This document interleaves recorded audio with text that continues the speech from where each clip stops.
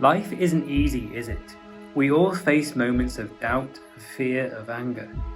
We encounter people who hurt us, situations that overwhelm us, and decisions that feel impossible to make.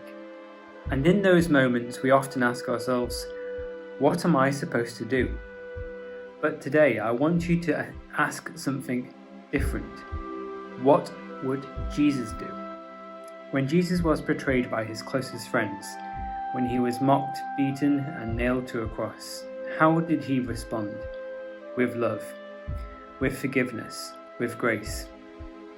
The Bible tells us in Luke 23:34, as he hung on the cross, he said, "Father, forgive them, for they know not what they do." Think about that. In his greatest moment of pain, he chose forgiveness over bitterness.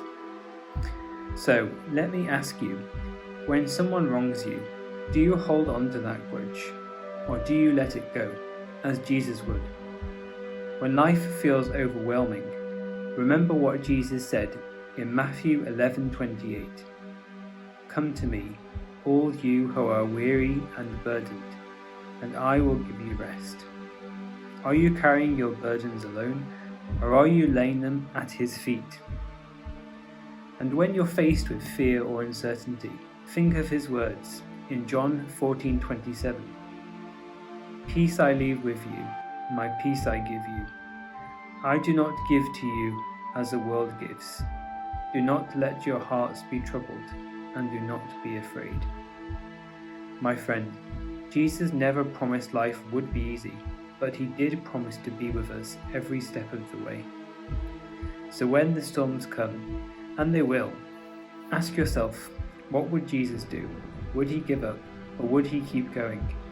Would he be consumed by anger, or would he choose love?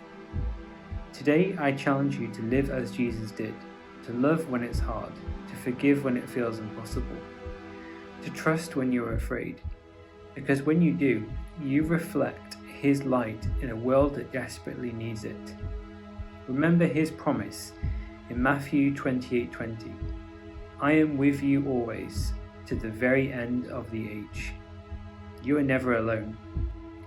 So now I ask you, when the next challenge comes, when the next choice stands before you, what will you do?